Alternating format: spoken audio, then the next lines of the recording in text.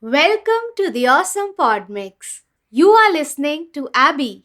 The idea behind this podcast was to talk about how certain movies and TV shows made me feel when I watched them for the very first time. A reputed filmmaker once said, "When a piece of art invokes a similar feeling amidst a large audience, it's the triumph of the filmmaker." That's the magic of cinema. I love the magic of cinema. Today, I'll be talking about the sixth and the season finale episode of Marvel Studios Loki. Whether Marvel creates movies or TV shows, they are all cinematic. This episode's title is For All Time, Always, written by Michael Waldron and Eric Martin, and directed by Kate Herron. The most memorable moment of the finale was the title sequence of Marvel Studios with the overlay of dialogue from previous Marvel films and WandaVision. It begins with the music of It's Been a Long, Long Time by Helen Forrest and Harry James. It's the same song that plays in Winter Soldier when Fury and Steve have a conversation in his apartment, and the last scene of Endgame when Peggy and Steve dance together. We hear the sound of Iron Man's repulsor. Sam Wilson compliments Scott Lang during Civil War. "Way to go, Tic Tac!" Hope Van Dyne's dialogue while training Scott Lang in Ant-Man. That's how you punch. Hulk's uproar. T'Challa saying, "Wakanda forever!" The sound of Spider-Man's web shooter. Scott Lang and Sam Wilson's first meeting from the Ant-Man. "No, you wouldn't have heard of me." Natasha's phone conversation with Phil Coulson in The Avengers. "Let me put you on hold." Peter Quill's line to Ronan from the climax of the Guardians of the Galaxy. "Dance off, bro." The sound of Mjolnir as Steve catches it in Endgame. Thor's line from the Contest of Champions in Ragnarok. "He's a friend from work." Captain America versus 2012 Captain America in Endgame. "I can do this all day." "Yeah, I know." Hank Pym from 1989 while the Triskelion is still under construction in the movie Ant-Man. He smashes Mitchell Carson's face on the desk and says, "I'll show you ferocity." Carol Danvers from Captain Marvel saying, "Higher, further, faster, baby." Loki to Thanos in Infinity War. "We have a Hulk." Korg to Loki in Ragnarok. "We're gonna jump on that ship and get out of here. Wanna come?" Bucky to Steve in Winter Soldier. Who the hell is Bucky? Peter Quill explaining to Rocket in Guardians of the Galaxy, "I have a part of a plan." Natasha to Loki in Avengers. "I've got red in my ledger." Doctor Strange to Dormammu. "I've come to bargain." Vision to Ultron at the final battle from Age of Ultron. "I was born yesterday." Hulk to Loki after smashing him in Avengers. Puny God. Thor on his way to get Mjolnir from a temporary shield base from the first Thor movie. "You're big. I fought bigger." Fury's speech from the Avengers. "There was an idea." Hawkeye motivating Wanda in Age of Ultron. "You're an Avenger." Loki's last words to Thanos before dying. "You'll never be a god." Banner's line to Steve in Avengers. "I'm always angry." Hank Pym criticizing Scott Lang in Ant-Man and the Wasp. "You sent my suit through the mail?" Caecilius to Doctor Strange from the first Doctor Strange movie. "Time is the true enemy of us all." Baby Loki's cry when Odin rescues him after the battle in the first Thor movie. Philosopher Alan Watts' lecture about time. "We think of time as a one-way motion." Neil Armstrong taking his first step on the moon. "One small step for man." Greta Thunberg saying, "How dare they?" Malala Yousafzai saying, "My dreams." Nelson Mandela's speech. "We have fought for the right to experience speech." Hindi movie song Swag Saha Nahi Jai from the movie Happy Fir Bhag Jayegi. Classic Loki from the last episode saying, "Glorious purpose." Liberian President Ellen Johnson Sirleaf saying, "Motivated by women throughout the world." Vision's iconic line from WandaVision. "What is grief if not love persevering?" Maya Angelou saying, "I will rise." Sylvie's line from the last episode. "Open your eyes." We see that the sacred timeline is a circular clock-like light stream. We see that the sacred timeline is a circular cylindrical light stream. Everything is happening all at once. Past, present, future. Loki title sequence begins. Loki and Sylvie arrive at the door of the Citadel at the end of time. It has a crack design like the kintsugi pottery, where the cracks are filled with gold. Sylvie needs a moment before entering. She has been waiting for this moment all her life. Her timeline was pruned even before Loki existed. The Citadel door opens on its own. Sylvie and Loki enter. There are two statues with clock faces. Miss Minutes appears out of nowhere and informs that he who remains is impressed with them. She offers Loki and Sylvie a deal which is too good to be true. She reveals he who remains can insert them back in the sacred timeline so they can live their lives as they've always wanted. I don't buy it. It's a lie. Sylvie catches the lie and says it's fiction. Loki reiterates that they write their own destiny now. Miss Minutes sarcastically says, "Yeah, sure you do." And then she disappears. At the TVA, Renslayer's tempad is downloading some TVA files while she is going through some physical files. Renslayer notices ring stains left by Mobius. Miss Minutes appears and informs Renslayer that the files are downloading on her tempad.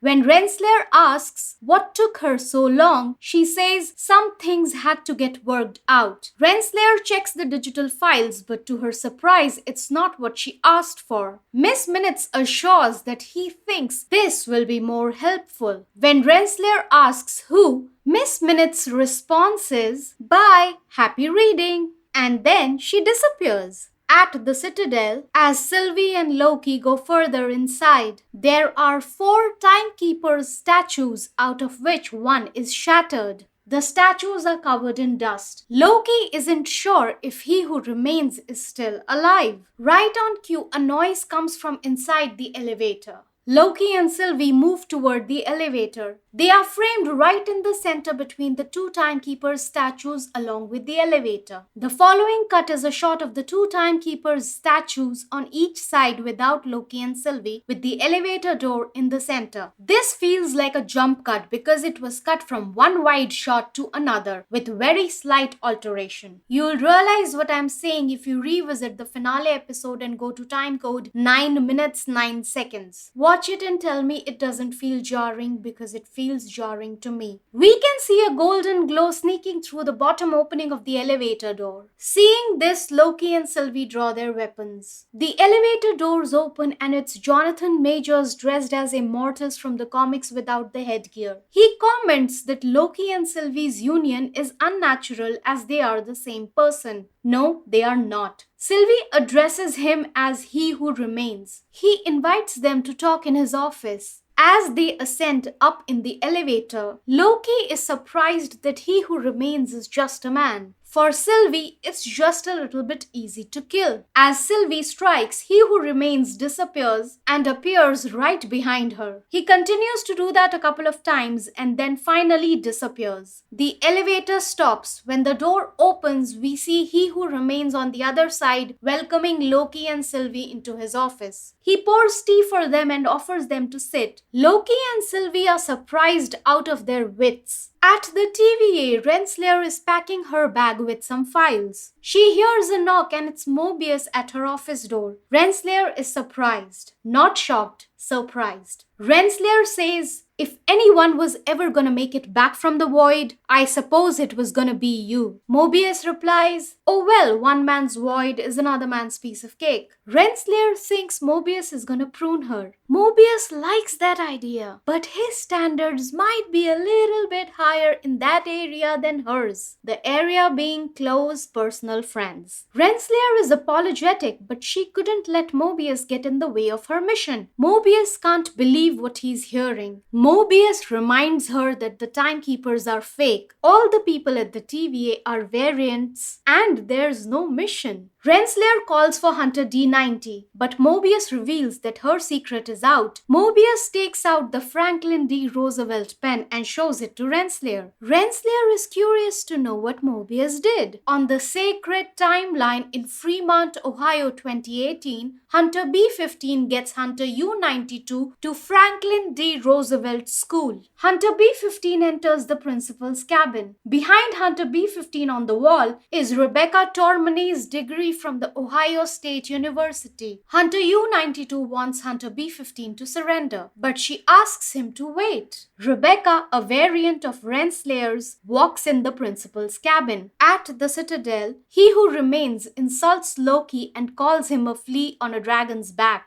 Loki tries to explain to He Who Remains that he has lost. Sylvie strikes again but misses. He Who Remains shows the script that he has written for Loki and Sylvie. In the script, Sylvie is mentioned as Loki variant 1190. He Who Remains paved the way for them to reach here. He Who Remains tries to get Loki and Sylvie to fight each other, sowing the seeds of mistrust. At the TVA, Mobius reveals that he will inform everyone at the TVA that all of this is a lie. Renslayer still believes it was a necessary one and it was done for a reason. How delusional is she? Mobius knows what happens to people who get pruned, and there's nothing necessary about that. Renslayer thinks if timelines weren't pruned, there'll be chaos and death. Mobius says there will also be free will. Renslayer feels only the one in charge gets to have free will. Mobius repeats Renslayer's line from episode 4 and mocks her. Friends across time,